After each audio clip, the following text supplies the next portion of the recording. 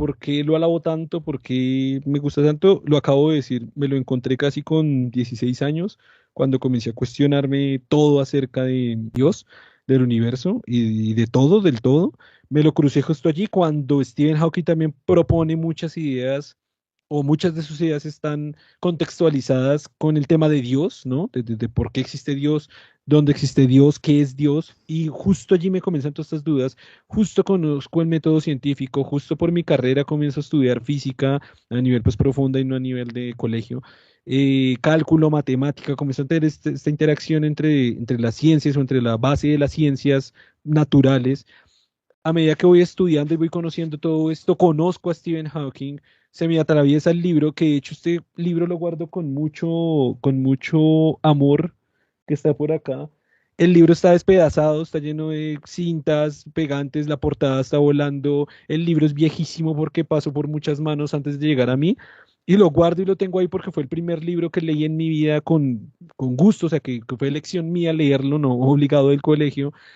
Y fue el primer libro que me encontré que me aclaró tantas dudas y que resolví, respondí tantas cosas, que me acercó a la ciencia y que me ayudó a resolver el tema de Dios, que desde allí yo dije, Hawking es un maestro, tengo que aprender de él mucho más, comencé a leer muchísimo más de sus libros, obviamente me interesé en su biografía, obviamente me interesé en sus trabajos científicos, la tesis de Hawking yo la descargué, la bajé, la intenté entender toda, voy a decir intenté porque no soy nadie a comparación de Hawking, entender la tesis de doctorado de Hawking no es fácil, pero gracias a esta tesis de doctorado él cogió un reconocimiento científico supremamente importante.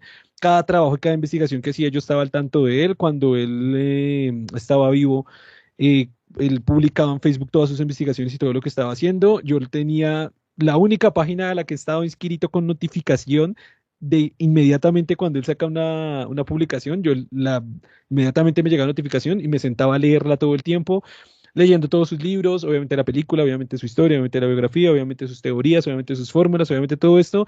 Por esto es que yo admiro y respeto tanto a Stephen Hawking, ¿no? Es casi ha sido un pilar fundamental en el conocimiento de mi ¿Cuál vida, fue el libro básicamente. que me dice que se leyó, fue el primero? Ah, ya, importante, sí, iba a decir el nombre y olvidé, Breve Historia del Tiempo.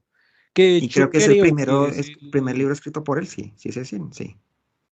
Ay, buena pregunta, pero creo que sí, creo que sí, creo que él escribió Breve Historia del Tiempo como su primer libro. Dato curioso, Breve Historia del Tiempo es un libro mucho más gordo que el que les mostré aquí, es supremamente gordo, pero es muy, muy, muy matemático y muy físico. Este no fue el primero que yo leí, o sea, me refiero a que tiene muchísimas fórmulas. Él sacó un libro que se llama Brevísima Historia del Tiempo, donde incluso en el propio libro lo escribe. Él hablaba con un amigo científico de él y le decía, y lo cogió como una frase. Él decía, es muy curioso que él me decía, entre más fórmulas le quite al libro, más ventas usted va a tener.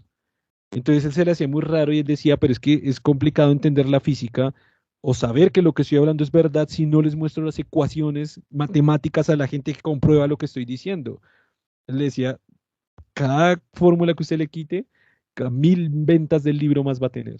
Él decía, ok, entonces comenzó a quitarlas y a explicarlas más, y esto lo llevó al estrellato. Creo que es el bestseller de él, creo que es el mejor libro de él, Una breve incluso hasta historia el del tiempo, momento. sí, es Breve bastante historia del conocido, tiempo. pero de las más, sí, Es bastante bastante. conocido. Ujú. Y fue con el primero que yo me crucé, el primero que conocí, el primero que...